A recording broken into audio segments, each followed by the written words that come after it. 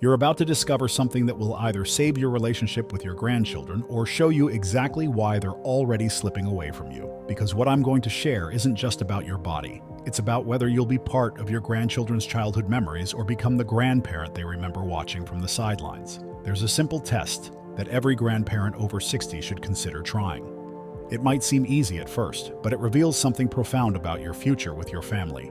The test involves sitting down on your living room floor without using your hands, your knees, or any furniture for support, just lowering yourself down smoothly and controlled. Then comes the challenging part. Standing back up the same way. No hands on the ground, no pushing off furniture, no one helping you. Just pure strength and balance working together. Now, you might be thinking this sounds too simple to matter. You might wonder what sitting on the floor has to do with your relationship with your grandchildren. But here's what most people don't realize about this seemingly basic movement. If you struggle with this test, if you feel unsteady, if you need to grab something for support, if you can't complete it at all, then something crucial is happening to your family relationships right now, and you might not even realize it. This isn't just about flexibility or strength, though those matter. Research shows that seniors who can't perform this sit-to-stand floor test are 3 times more likely to need assistance with daily activities within just 18 months, 3 times more likely to lose their independence in critical ways. But here's what that research doesn't capture. Here's what those statistics can't measure in numbers and percentages. Your 5-year-old granddaughter gradually stops asking you to play dolls on her bedroom floor. Your grandson quietly quits inviting you to build pillow forts in the living room. Your great-grandchild slowly learns that grown-ups live in chairs while kids play on the ground. And children, being remarkably adaptable creatures, adjust their expectations accordingly. They stop asking because they learn to predict your response. Grandpa's back hurts today. Grandma can't get down there right now. Maybe we can play something else, sweetheart. Except that something else never quite captures the magic of being at their level, does it? Consider Martha's experience from last month. She shared how she used to wrestle with her grandson Tommy, rolling around on the carpet, playing monsters and superheroes with unbridled joy. Now she struggles to get on the floor even to help him with simple puzzles. Recently, Tommy asked his mother a question that broke Martha's heart. Why does Grandma always sit in her chair during playtime? Or think about Robert's realization when his granddaughter proudly showed him a family drawing she'd made. Everyone in the picture was standing and playing together, except for one figure. Grandpa Robert was depicted in his recliner, separated from the action, watching everyone else have fun. That's how she sees him now, as the observer, not the participant. These stories aren't just touching anecdotes.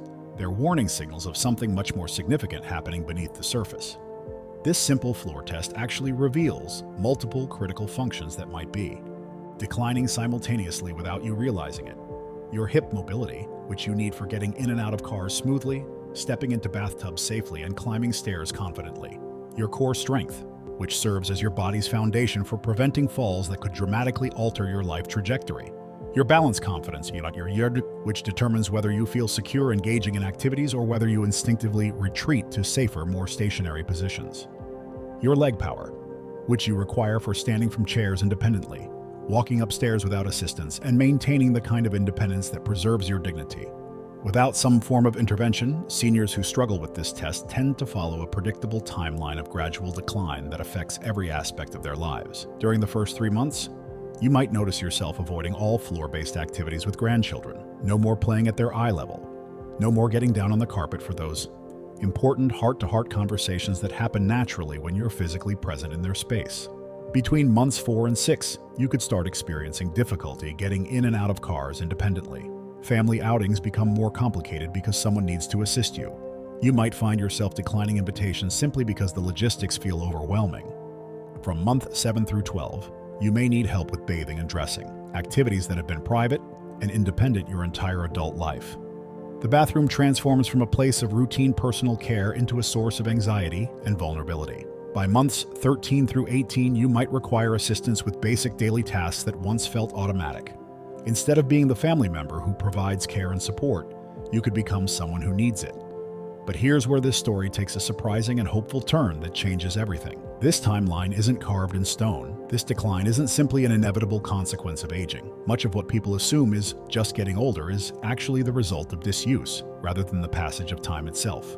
Consider Dorothy's remarkable transformation.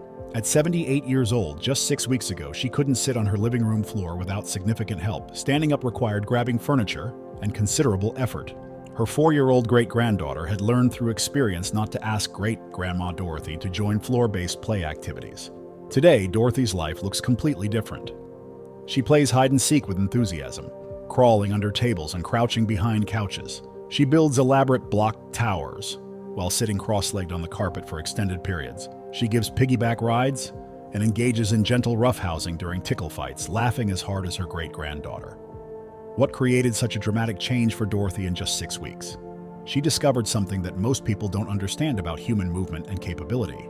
The specific movements required for this floor test are essentially identical to the movement patterns your body needs for virtually everything that matters in maintaining independence and quality of life. Getting up after a fall requires the same hip hinge movement, the same core muscle engagement, and the same leg drive that you use when rising from the floor. Playing comfortably at a child's level demands the same mobility, the same confidence in your body, and the same strength as sitting down and standing up without external support. Maintaining bathroom independence when transferring on and off toilets safely uses these identical movement patterns. Getting in and out of vehicles smoothly requires the same hip flexibility, the same leg strength, and the same balance control as floor transitions. The life-changing revelation that transformed Dorothy's capabilities? Unlike many aspects of aging that feel beyond our control, this particular challenge can be addressed and reversed with the right systematic approach. You don't need expensive equipment filling your home. You don't need a costly gym membership or specialized facilities. You don't need to be a former athlete or someone who's always been naturally physical. What you need is a thoughtful 3-phase progression that works regardless of your current ability level or how long it's been since you felt confident with these movements. Phase 1, which typically spans the first 2 weeks, focuses on chair-assisted floor transitions. You would use furniture for support while systematically building the foundational strength your body may have forgotten how to access. This isn't a compromise or a shortcut. It's intelligent progression that meets your body where it currently is. During this phase, you're essentially retraining movement patterns that may have been dormant for months or years. Your nervous system relearns how to coordinate these complex movements. Your muscles remember how to work together as an integrated team rather than struggling individually. Phase 2, covering weeks 3 and 4, involves gradually reducing your dependence on external assistance. Less reliance on furniture for support. More trust in your own body's emerging capabilities. Your confidence grows naturally as your actual ability increases.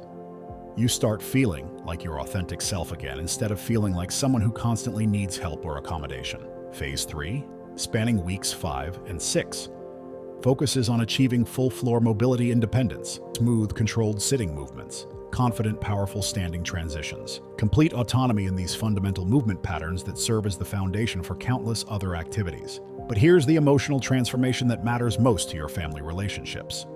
Grandparents who complete this progression don't just pass a physical assessment. They reclaim their rightful place as active participants in their family's daily life and special moments. They confidently join grandchildren on playground equipment instead of standing anxiously on the sidelines worried about their limitations. They enthusiastically build pillow forts and blanket castles on living room floors instead of directing construction from chairs like supervisors rather than co-conspirators. They engage in gentle wrestling and playful roughhousing without fear of injury or inability to get back up. They naturally drop down to a child's eye level for those precious, heart-to-heart conversations that create lasting emotional connections, instead of always interacting from adult height looking down. They become the grandparent who says yes when asked to play rather than the one who apologetically explains why they can't participate. 6 weeks from today, you'll face a clear choice with lasting consequences. You can either continue watching your grandchildren play from the comfort and safety of your chair, or you can be down on the floor making active, engaged memories with them. The difference between these two futures depends entirely on what you decide to do with this information. You might consider waiting until after the next family gathering to address this, but by then you may have already missed irreplaceable moments. You could postpone action until your grandchild stops asking you to play, but that day arrives sooner than most people expect. You might delay until someone else becomes their preferred playmate simply because that person can keep up with their energy and enthusiasm. If you were to try the test today and discover you can't complete it smoothly and confidently, you'd be gaining valuable insight. Your grandchildren's childhood experiences are potentially slipping away one missed playtime at a time. But you also have the power to change that trajectory starting as early as tomorrow morning. Your simple beginning could be practicing sitting on your bed edge and standing up 5 times without using your hands for assistance. That's a manageable start that begins the process of reclaiming your place in your family's active life. Your bed provides the ideal height for beginning to retrain these movement patterns safely. 5 repetitions would start rebuilding the strength you need without overwhelming your current capacity. Avoiding hand support means you'd be engaging the correct muscle groups from the very first day. You could do this tomorrow morning, then repeat it the following day, and continue building this foundation consistently. Your grandchildren won't form their strongest memories around the toys you purchased for them or the money you spent on elaborate gifts. They won't primarily remember expensive birthday celebrations or costly vacation trips. Their most vivid memories will center on whether Grandma and Grandpa could get down on the floor and truly play with them. They'll remember if you were genuinely present and engaged in their childhood world, or if you observed their experiences from a distance. Years from now, you don't want their strongest recollection of you to be someone who remained seated in a chair while they played alone nearby, wishing for your participation. The most meaningful gift you could give your grandchildren isn't available in any store or catalog. It's being physically present and actively engaged in their childhood experiences. It's being the grandparent who enthusiastically says yes when they invite you to join their games and adventures. And that priceless gift begins with successfully completing this simple floor test. Your family needs you to be more than a loving spectator watching from the sidelines. They need you as an active participant in their daily joys and discoveries. They need you down at their level, fully engaged in their world, creating the kind of memories that last lifetimes. 6 weeks from today, you'll either wish that you had started taking action now, or you'll be profoundly grateful that you chose to begin this journey when you had the opportunity. The choice belongs entirely to you. The timing couldn't be more important. Your grandchildren are growing up quickly, and they're ready for you to join them.